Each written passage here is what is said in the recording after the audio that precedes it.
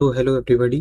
तो अब हम अपने इस सिस्टम डिज़ाइन की वीडियो सीरीज़ का वीडियो नंबर 5 स्टार्ट कर रहे हैं, लेक्चर नंबर 5। तो इस वीडियो में हम लोग बात करेंगे डेटाबेस रेप्लिकेशन के बारे में। तो कुछ इस तरह से इन्होंने यहाँ पे डायग्राम दे रखा है।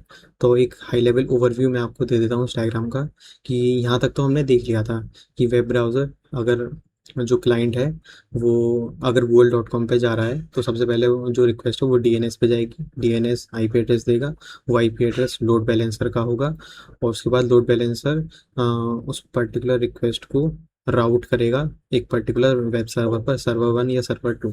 ठीक है, अब मान लेते हैं कि इमेजिन करते हैं जो रिक्वेस्ट क्लाइंट कर रहा है या जो यूज़र कर रहा है वो कुछ पोस्ट की कर रहा है या कुछ रीड करने की कर रहा है। और पोस्ट इन द सेंस कि उसको डेटा कुछ अपडेट करना है या डेटा कुछ रीड करना है। अब डेटा डायरेक्टली सब वेब सर्वर पर तो रहता नहीं है।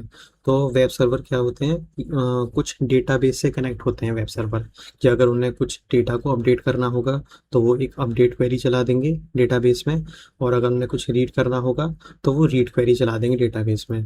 तो जैसे कि वेब सर्वर वन ने कुछ राइट क्वेरी चलाई तो वो इस डेटाबेस के पास गई और इसमें राइट हो गया, और डेटाबेस ने रिस्पॉन्स कर दिया ओके, कि वेब सर्वर को उसने ओके रिस्पॉन्स कर दिया कि जो भी आप अपडेट करना चाहते हो डेटा वो अपडेट हो चुका है। और वेब सर्वर वही ओके क्लाइंट को भी भेज देगा ये बताने के लिए कि आप जो भी डेटा अपडेट करना चाहते हो वो अपडेट हो चुका है। सिमिलरली अगर हमारा जो यूज़र है वो कुछ किसी डेटा को रीड करना चाहता है और वो वेब सर्वर में अवेलेबल नहीं है, तो वो जो वेब सर्वर है वो एक रीड क्वेरी चलाएगा एक दूसरे डेटाबेस पे। अब यहाँ पे दो तरह के डेटाबेस इन लोगों ने दिखाए हैं, एक तो मास्टर डीबी है और एक स्लेव डीबी है। ठीक है, इसको हम अभी एकदम डेप्थ में देखेंगे कि इसका मतलब क्या होता है, दोनों का सिग्निफिकेंस क्या है, दो डेटाबेस हम क्यों यूज़ कर रहे हैं। लेकिन अभी के लिए आप बस ये समझो कि अगर यूज़र कुछ डेटा रीड करना चाहता है वेबसाइट पे और वो डेटा डेटाबेस में अवेलेबल है, तो जो वेब सर्वर है वो एक रीड क्वेरी चलाएगा डेटाबेस में। और जो भी ठीक है, तो ये जो पर्टिकुलर डेटाबेस है ये क्या करेगा, जो भी क्वेरी आई है सर्वर से उसके रिस्पॉन्स में जो डेटा उसने मांगा है सर्वर ने उसको यहाँ से रिस्पॉन्स में दे देगा, और सर्वर उसी डेटा को एज अ रिस्पॉन्स हमारे क्लाइंट को भेज देगा। ठीक है, तो आई होप आप लोगों को ये एक हाई लेवल समरी तो समझ में आ गई होगी। अब इसको हम थोड़ा डेप्थ में देखते हैं। मैं आपको चैट जीपीटी पे ले जाता हूँ, मैंने ऑलरेडी जो कंटेंट है वो पेस्ट कर दिया था।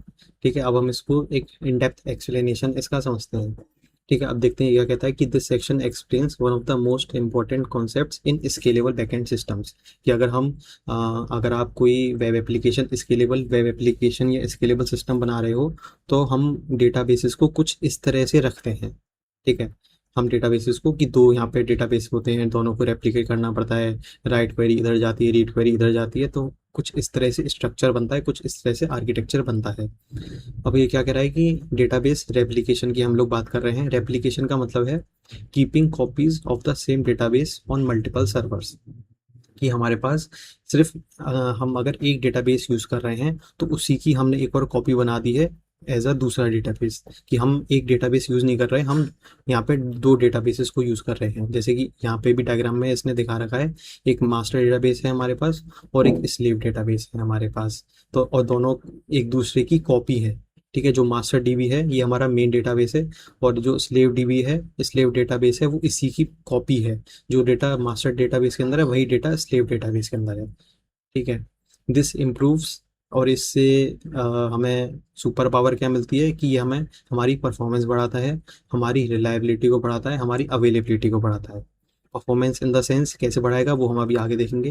रिलायबिलिटी कैसे बढ़ाएगा कि अगर गलती से मान लो एक डेटाबेस डाउन भी हो जाता है या क्रैश कर जाता है तो एटलीस्ट दूसरा डेटाबेस तो हमारा काम कर ही रहा है।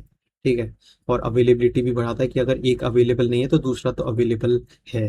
कि अगर तो एक तरह से आप ये समझो कि दो डेटाबेस हैं तो एटलीस्ट यहाँ पे रिडंडेंसी आ गई, और अगर एक डेटाबेस डाउन होगा तो पूरी की पूरी एप्लीकेशन क्रैश नहीं करेगी, पूरी पूरी एप्लीकेशन डाउन नहीं हो जाएगी, एटलीस्ट वो एक डेटाबेस तो रहेगा वहाँ पे।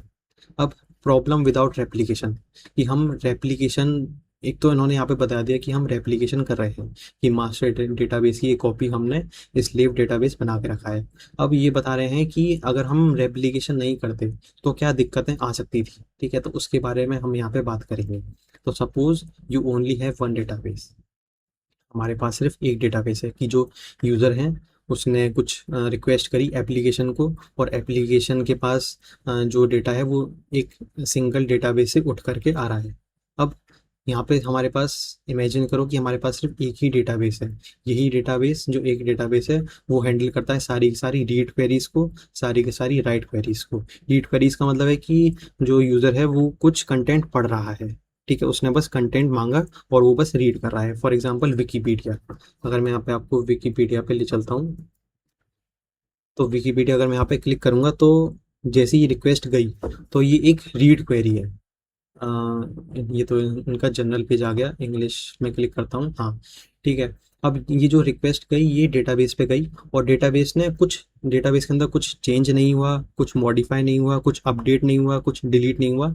बस उसने एक गेट रिक्वेस्ट चलाई, जो डेटा डेटाबेस के अंदर है उसने वो डेटा को हमारे सामने ला के रख दिया। इसको कहते हैं एक रीड क्वेरी, ठीक है। लेकिन अगर मैं जैसे यहाँ पे चेंज करता हूँ स्मॉल, तो इसका मतलब कि मैं एक अपडेट क्वेरी चला रहा हूँ कि मुझे टेक्स्ट, अब ये तो यहाँ पे स्मॉल हमने क्लिक किया, तो काम, ये जो काम हो रहा है ये तो फ्रंट एंड पे हो रहा है। अब बैक एंड पे इन द सेंस क्या होगा कि अगर मैं यहाँ पे लॉग इन करूँगा, या अगर मैं क्रिएट अकाउंट पे क्लिक करूँगा या डोनेट करूँगा, तो ये हमारा जो क्वेरी है वो हमारे सीधे डेटाबेस पे जाएगी, एक अपडेट डेटाबेस पे, कि एक न्यू यूज़र लॉग इन हुआ है या एक न्यू अकाउंट क्रिएट हुआ है, इस अकाउंट को अपने डेटाबेस में स्टोर कर लो। तो इसको कहते हैं पोस्ट क्वेरी, कि हम डेटाबेस में कुछ अपडेट कर रहे हैं, एक नए यूज़र को ऐड कर रहे हैं, ठीक है। लेकिन अभी हमारे पास सिर्फ एक ही डेटाबेस है, वही डेटाबेस सारी रीड क्वेरीज को हैंडल कर रहा है, सारी राइट क्वेरीज को हैंडल कर रहा है, और सब कुछ हैंडल वही कर रहा है। अब जैसे जैसे हमारा ट्रैफिक बढ़ता जाएगा, as traffic grows, database becomes overloaded. अगर हम सिर्फ एक ही डेटाबेस यूज़ कर रहे हैं तो वो ओवरलोड हो जाएगा, क्वेरीज हमारी स्लो काम करने लगेंगी, क्योंकि बहुत सारी क्वेरीज एक बार में चल रही होंगी। तो जो हमारा डेटाबेस है वो बहुत स्लो रिस्पॉन्ड करना स्टार्ट कर देगा, और जिसकी वजह से हमारा सर्वर क्रैश कर सकता है, ठीक है। तो ये दिक्कत हो सकती है अगर हमारे पास सिर्फ एक ही डेटाबेस है, हमारे पास रेप्लिकेशन नहीं है, ठीक है। तो जैसे जैसे हमारा ट्रैफिक बढ़ता जाएगा, हमारा डेटाबेस ओवरलोड हो जाएगा, क्वेरीज स्लो हो जाएंगी और सर्वर हमारा क्रैश कर सकता है। अब इसका सॉल्यूशन क्या है कि हम सिर्फ एक डेटाबेस के सहारे ना रहे, हम एक और डेटाबेस रेप्लिकेट कर लें इंस्टेड ऑफ वन डेटाबेस। कि हमारे पास सिर्फ, पहले हमारे पास था सिर्फ मास्टर डेटाबेस, अब हमारे पास मल्टीपल स्लेव डेटाबेस है। ज़रूरी नहीं है कि हम सिर्फ एक ही कॉपी बनाएं, हम एक से ज़्यादा कॉपी भी बना सकते हैं, हम एक से ज़्यादा स्लेव डेटाबेसेस भी बना सकते हैं। अब जो हमारा मास्टर डेटाबेस है वो तो, उसको हम मास्टर बोल देते हैं, जो हमारा मेन डेटाबेस है, और जो हम कॉपी बनाते हैं उनको हम स्लेव डेटाबेस बोल देते हैं, ठीक है। तो यहाँ पे हम मल्टीपल डेटाबेसेस बना सकते हैं। अब इसका आर्किटेक्चर डायग्राम क्या हो जाएगा कि जो हमारे यूज़र्स हैं, जो रिक्वेस्ट होगी सबसे पहले लोड बैलेंसर पे जाएगी, लोड बैलेंसर किसी पर्टिकुलर वेब सर्वर पे उसको राउट कर देगा, और वो वेब सर्वर उसके बाद डेटाबेस, अगर उसको डेटाबेस से डेटा उठाने की ज़रूरत पड़ेगी तो वो किसी डेटाबेस को क्वेरी कर देगा, किसी भी डेटाबेस को क्वेरी कर सकता है, ठीक है। अब यहाँ पे दो चीज़ें आती हैं कि अगर यहाँ पे अब हमारे पास मल्टीपल डेटाबेसेस हैं, ठीक है। तो अगर किसी सर्वर को कुछ राइट क्वेरी चलानी होगी तो वो मास्टर डीबी के पास जाएगा, और कुछ रीड क्वेरी चलानी होगी तो वो स्लेव डीबी के पास जाएगा, ठीक है। तो इस तरह से यहाँ पे जो रिक्वेस्ट है वो राउट होती हैं। अब यहाँ पे वेब टियर इसने बताया है कि कंटेन्स सर्वर 1 और server 2, these application servers process request, ठीक है। तो यहाँ पे इसने वेब टियर के बारे में बता रखा है कि हमारे पास दो सर्वर्स हैं, और ये जो एप्लीकेशन सर्वर्स हैं ये हमारी रिक्वेस्ट को प्रोसेस करते हैं। और डेटा टियर क्या है हमारे पास, यहाँ पे दो डेटाबेस हैं, एक तो मास्टर डेटाबेस है और एक स्लेव डेटाबेस है। मास्टर स्लेव मॉडल ये हमारा कोर आइडिया है, ओके। मास्टर डेटाबेस क्या है, the master database handles write operations. इसका मतलब जो भी डेटाबेस में अगर हमें कुछ इंसर्ट करना होगा, कुछ अपडेट करना होगा, कुछ डिलीट करना होगा, तो वो मास्टर डेटा, वो वाली क्वेरी मास्टर डेटाबेस के पास आएगी।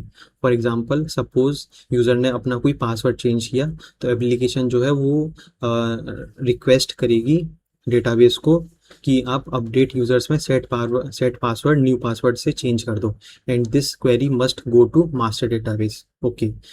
Y only master handles write. अब हमारा यहाँ पे आया रीज़न कि सिर्फ जो मास्टर डेटाबेस है वही हैंडल क्यों कर रहा है सारे राइट्स को, because allowing many databases to write simultaneously creates और कन्फ्लिक्ट्स, इनकंसिस्टेंसी, इन सिंक्रोनाइजेशन। यहाँ पे आप एक ऐसा इमेजिन करो कि यहाँ पे हमारे पास दो डेटाबेस हैं और दोनों ही मास्टर डेटाबेस हैं, और वेब सर्वर किसी भी मास्टर डेटाबेस में राइट क्वेरी चला सकता है, या तो इसमें चला सकता है या फिर इसमें चला सकता है। ठीक है, ऐसा अभी इमेजिन करो। ठीक है, तो अब हम हमारे पास यहाँ पे मैनी डेटाबेस हैं जहाँ पे साइमल्टेनियसली राइट राइट क्वेरीज चल सकती हैं। अब इससे क्या क्या दिक्कत आ सकती है, कन्फ्लिक्ट्स आ सकते हैं। कन्फ्लिक्ट्स कैसे आएंगे कि मान लो यूज़र ने पासवर्ड चेंज किया यहाँ पे अपना, एक यूज़र ए है, उसने एक पासवर्ड चेंज किया अपना 11:01 पे, मास्टर डीबी में वो चेंज हो गया। अब सपोज 11:02 पे उसने दोबारा अपना वही पासवर्ड चेंज किया, और मान लेते हैं कि वो जो रिक्वेस्ट है वो स्लेव डीबी पे गई। ठीक है, तो यहाँ पे डेटाबेस 1 के अंदर उसके पास ए पासवर्ड है, और डेटाबेस 2 के अंदर उसके पास बी पासवर्ड है। तो यहाँ पे एक कन्फ्लिक्ट क्रिएट हो गया कि आपका सही पासवर्ड कौन सा है।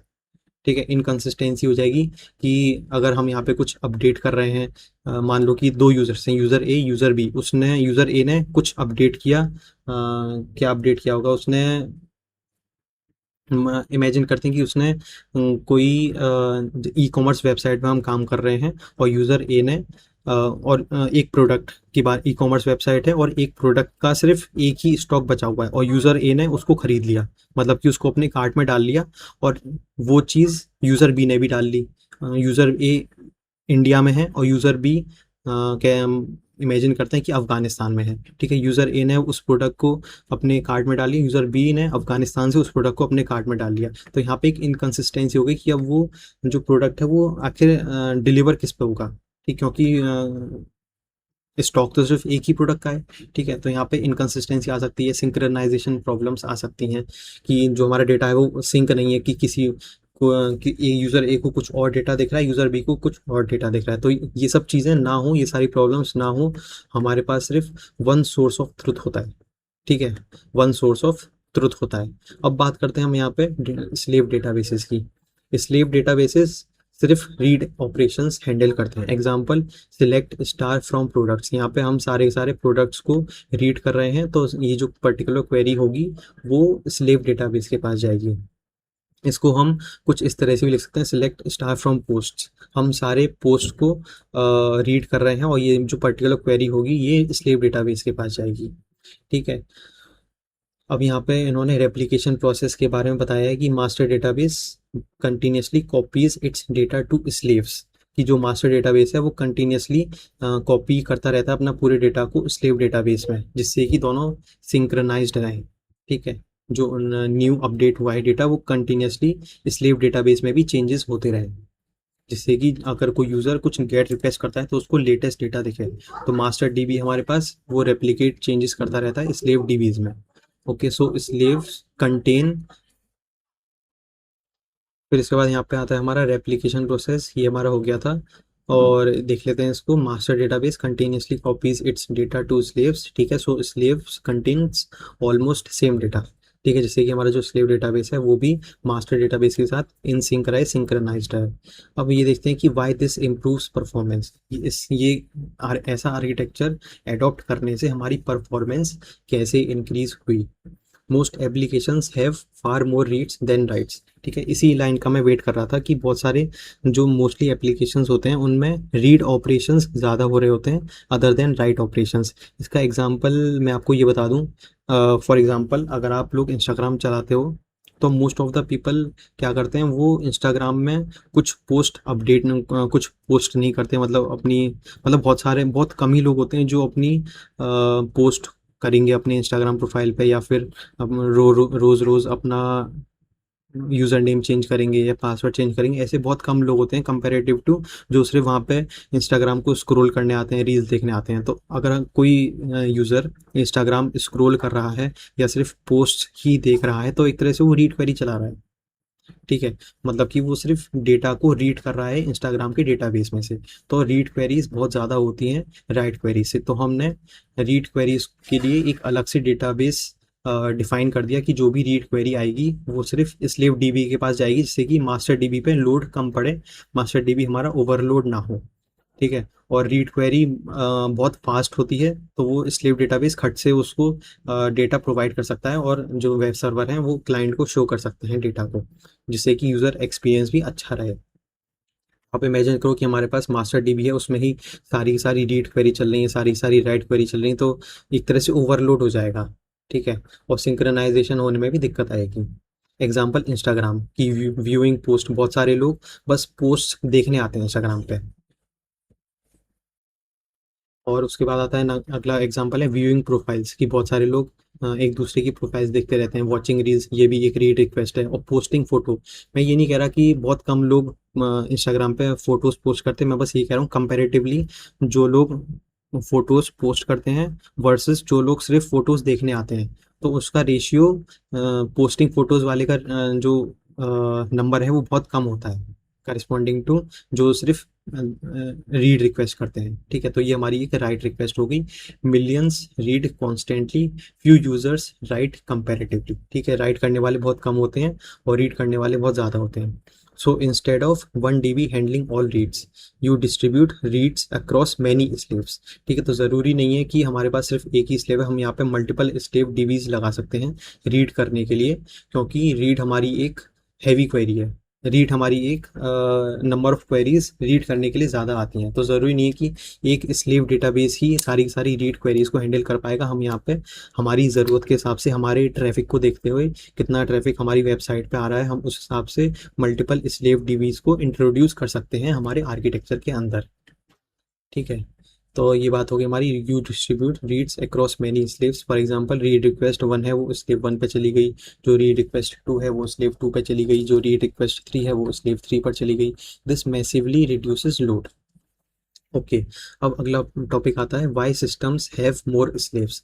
The text says read operations are much higher than writes, जो कि अभी हमने देख लिया। So systems usually have one master and many slaves. For example one master, एक मास्टर डेटाबेस है हमारे पास और 10 रीड रेप्लिकास है। ठीक है, तो ये सब चीज़ें मैंने आपको समझा दी थी। अब बेनिफिट्स क्या है रेप्लिकेशन के। पहला बेनिफिट है कि improved performance, read queries run in parallel across many replicas, more users can be served. तो ये वाला पॉइंट क्या कह रहा है कि हमारे पास जो रीड क्वेरीज हैं वो पैरेलली चलती रहते हैं across many replicas. Read queries हमारी चलती रहती हैं पैरेलल अक्रॉस मैनी रेप्लिकास। ठीक है, तो सारी सारी रीड क्वेरीज पैरेलली हैपन होती रहती हैं और यूजर्स को सर्व करती रहती हैं जो भी उनको डेटा चाहिए। मोर यूजर्स कैन बी सर्व्ड। फिर दूसरा पॉइंट है हाई अवेलेबिलिटी, कि अगर एक डेटाबेस फेल हो भी जाता है तो दूसरा, तो जो हमारा वेब सर्वर है वो रीड क्वेरीज को दूसरे डेटाबेस पे राउट कर सकता है। ठीक है, रिलायबिलिटी बढ़ जाती है कि data exist in multiple places, safer against failures, कि अगर एक डेटाबेस फेल कर जाता है तो दूसरा डेटाबेस बैठा है, दूसरा फेल कर जाता है तो तीसरा बैठा है, तीसरा फेल कर जाता है तो चौथा बैठा है। ठीक है, तो इससे हमारी रिलायबिलिटी बढ़ जाती है। फिर अगला आता है फेलियर हैंडलिंग, ये भी सेम चीज़ है कि this is very important in real systems, कि हम लोग जो भी सिस्टम बनाते हैं हम उसको ऐसा बनाते हैं कि वो फॉल्ट टॉलरेंस हो, कि कभी भी कुछ भी फट सकता है और हमें उस चीज़ के लिए रेडी रहना है। ठीक है, इसका सिनेरियो वन है कि अगर स्लेव डेटाबेस फेल हो जाता है तो suppose only one slave exist. तो अगर हमारे पास सिर्फ एक ही स्लेव डीबी है रीड करने के लिए और वो फेल कर जाता है, तो अब जो रीड ट्रैफिक होगा वो टेम्परली मास्टर डीबी में राउट होना स्टार्ट हो जाएगा। जो रीड क्वेरीज हैं वो मास्टर डीबी में जाने लगेंगी टेम्पररी, जब तक हम स्लेव डीबी को सही नहीं कर देते। एज अ डेवलपर जब तक हम स्लेव डीबी को सही नहीं कर देते, जो रीड ट्रैफिक है वो मास्टर डीबी में जाना स्टार्ट हो जाएगा। This increases load but system still works. ठीक है, कुछ समय के लिए लोड बढ़ेगा मास्टर डीबी पर, लेकिन सिस्टम हमारा क्रैश नहीं करेगा, एप्लीकेशन हमारी चलती रहेगी। फिर सिनेरियो टू आता है कि अगर मल्टीपल स्लेव्स एग्जिस्ट करते हैं, तो सपोज करो कि स्लेव टू क्रैश कर गया, तो हमारे पास जो लोड बैलेंसर या डेटाबेस है वो राउट कर देगा सेंड राउटर, जो load balancer slash database router sends read to slave one slave three slave four, की अगर स्लेव टू क्रैश करेगा तो बाकी स्लेव हमारे बैठे हैं रीड रिक्वेस्ट को हैंडल करने के लिए। System continues normally, then a new slave is created. ठीक है, फिर अगला पॉइंट आता है, अगला सिनेरियो आता है मास्टर डेटाबेस यहाँ पे फेल कर जाता है तो क्या होगा। ये हमारी एक डेंजरस सिचुएशन बन जाएगी, because no database can handle writes. ठीक है, जो हमारे स्लेव डीबीज हमने बनाए थे वो सिर्फ रीड कर पा रहे थे, वो राइट नहीं कर पा रहे थे। राइट तो सिर्फ मास्टर डेटाबेस में ही होता है। तो अगर जो हमारा मास्टर डेटाबेस ही फेल कर जाता है तो no database can handle writes. इसका सॉल्यूशन क्या है, हम एक स्लेव को प्रमोट कर देते हैं और उसको मास्टर डीबी बना देते हैं। समझ रहे हो आप कि अगर मास्टर डेटाबेस यहाँ पे फेल कर गया और स्लेव डेटाबेस में सिर्फ रीड ऑपरेशंस हो रहे हैं, तो हम स्लेव डेटाबेस को प्रमोट करके उसको मास्टर डेटाबेस बना देते हैं, जिससे कि उसमें भी राइट ऑपरेशंस होने लगे। और क्योंकि हमारे पास जितने भी डेटाबेस हैं सब सिंक्ड रहते हैं, सब सिंक्रोनाइज्ड रहते हैं, तो इसके पास भी वही सेम डेटा होगा जो हमारे मास्टर डेटाबेस के पास है। जो फेल होने से पहले इसने जो भी अपना डेटा कॉपी किया होगा स्लेव डेटाबेस में, वो सारा डेटा स्लेव डेटाबेस के अंदर होगा, और इसको हम प्रमोट कर देंगे जिससे ये भी राइट ऑपरेशंस हैंडल कर पाए। और जो रीड ऑपरेशंस हैं वो तो पैरेलली चल ही रहे हैं बाकी स्लेव डेटाबेसेस में। ठीक है, अब प्रमोशन की बात कर लेते हैं। Example, slave one becomes new master, now right now rights resume this process में भी। ये हमारा ऑटोमेटिक भी हो सकता है और मैनुअल भी हो सकता है, डिपेंडिंग ऑन सिस्टम डिज़ाइन, कि आपने किस तरह का कोड लिखा है, किस तरह का आपने आर्किटेक्चर बनाया है। कि अगर मास्टर डेटाबेस फेल कर जाता है तो मैनुअली किसी डेवलपर की जरूरत पड़ेगी एक स्लेव डेटाबेस को न्यू मास्टर बनाने के लिए, या फिर वो चीज़ ऑटोमेटिक हो जाएगी। ठीक है, तो ये आपके आर्किटेक्चर सिस्टम डिज़ाइन के ऊपर डिपेंड होता है। अब यहाँ पे इम्पोर्टेंट प्रॉब्लम, रेप्लिकेशन लैग। अब यहाँ पे एक इम्पोर्टेंट प्रॉब्लम आती है जिसका नाम है रेप्लिकेशन लैग। और आपको नाम से समझ में आ रहा होगा कि replication lag in the sense कि जो भी डेटा मास्टर डीबी के अंदर है उसको एग्जैक्टली सेम कॉपी होने में कुछ तो टाइम लगेगा, 1 सेकेंड 2 सेकेंड 1 मिनट 2 मिनट कुछ तो टाइम लगेगा। तो वही एक प्रॉब्लम है कि replication it is not always instant.